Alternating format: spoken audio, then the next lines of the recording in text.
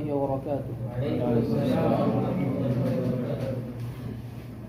الحمد لله رب العالمين والعاقبة للمتقين ولا عدوان إلا على الظالمين والصلاة والسلام على أشرف الأنبياء والمرسلين نبينا محمد وعلى آله وصحبه أجمعين ومن تبعهم بإحسان إلى يوم الدين وبعد.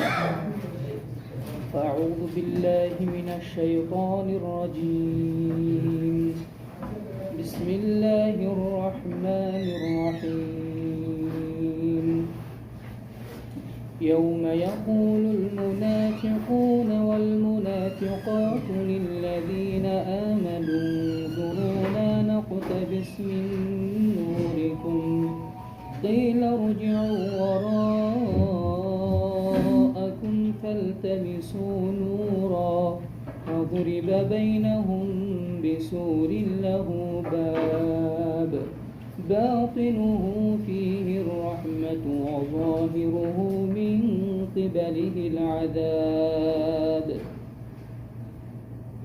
আলহামদুলিল্লাহ, যাবতীয় প্রশংসা সেই মহান রব্বুল আলামিনের জন্য, যে মহান রব্বুল আলামিন আমাদেরকে আজকের এই জুমার দিনের পরন্ত বিকেলে বরকতপূর্ণ এবং ফজিলতপূর্ণ এই সময়ে তার দিনের কিছু কথা বলার এবং শোনার জন্য আমাদেরকে এই দাওয়া সেন্টারে উপস্থিত হওয়ার, সমবেত হওয়ার তৌফিক দিয়ে ধন্য করেছেন। সে রব্বুল আলামিনের শুকরিয়া আদায় করছি, আলহামদুলিল্লাহ।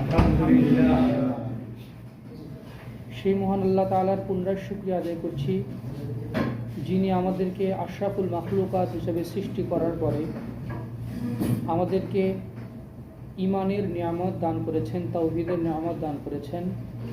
সেই রব্বুল আলামিনের পুনরায় শুকরিয়া আদায় করছি, আলহামদুলিল্লাহ। দরুদ ও সালাম বর্ষিত হোক সেই মহান রাসূলের প্রতি, যার মাধ্যমে আল্লাহ তাআলা নূর প্রেরণ করেছেন আমাদের মাঝে, কোরআনের নূর, ঈমানের নূর।